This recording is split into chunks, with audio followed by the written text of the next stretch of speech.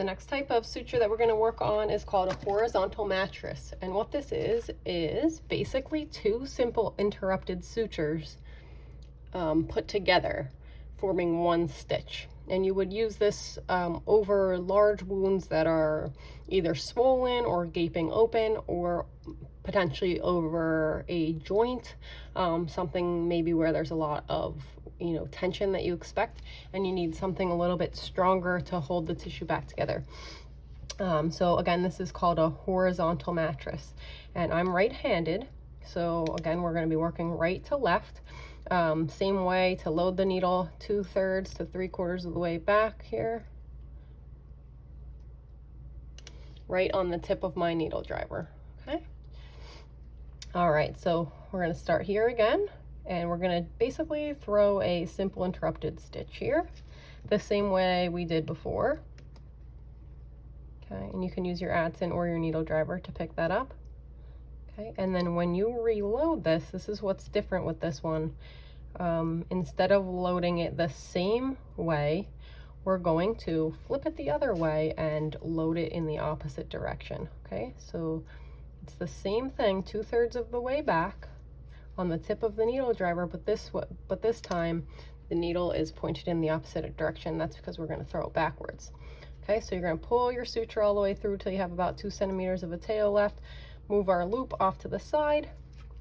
And for this part, it's going to be important for you to take your hands out of the needle driver holes, so you have more flexibility to use your wrist to push the needle through, especially because we're going backwards. Okay, so we're going to go in at a 90-degree angle here, and then use our wrist to push through and come out on the other side near where we started. And so what you're going to end up with is basically a square.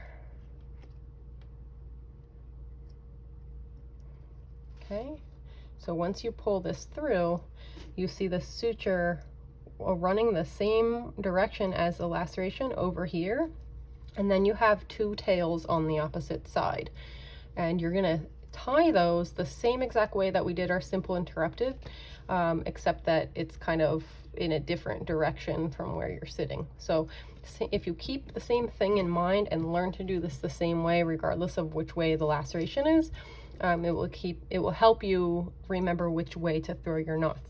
So once again, I'm going to put my needle driver in between my 2 tails, and then throw my stitch twice over, grab my tail, and this is my surgeon's knot since it's 2 loops.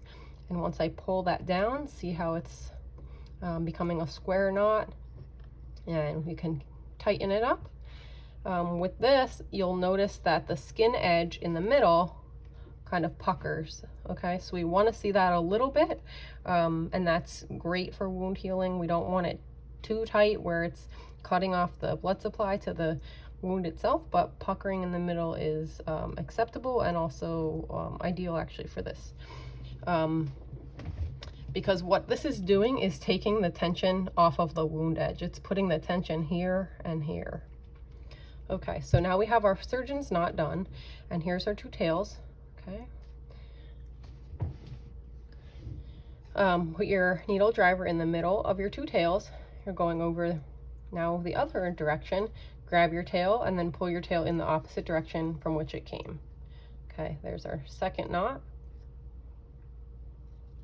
And number 3. And number 4. And if you want, you could even throw an extra one, since this is technically probably something that's under more tension. You don't want your knot to come loose. Okay, so we hold our 2 tails off to the side. Some people like to hold the 2 tails up with a needle driver. I just hold it with my finger, and then about a 1/2 centimeter to 1 centimeter with that tail. Okay, and then so the next one is it's going to be exactly the same thing. I'll show you one more time how to do this. Okay, so you're going to go the same distance that these are apart, that's the distance you're going to go into the next one. Sometimes people like to alternate these with simple interrupteds in between, but for this video, we're just going to do exactly the same thing with another horizontal mattress. Okay, so it's basically starts with a simple interrupted. You just don't tie it. You come out on this side, and then we want to flip our needle in the other direction and backload it backwards. Okay, pull our suture through. Okay, and then I'm gonna go backwards, use our wrist. I have my fingers completely out of the needle driver holes and use my wrist to push that through. And now at this point, this is when I put my fingers back in the hole so that I can open up the needle driver so that I can let go and grab it with either my adze in. You can do either your adze in or your needle driver.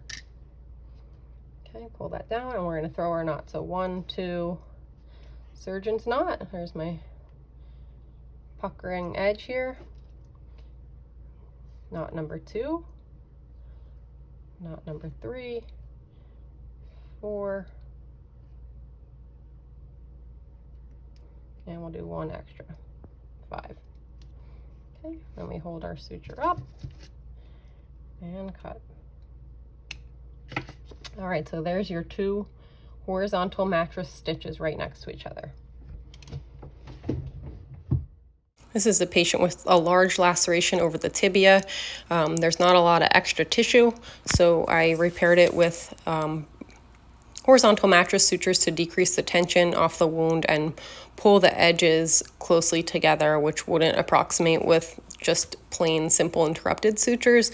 You can see in between I did use simple interrupted sutures, so you can kind of use a combination of the two when you have a wound like this.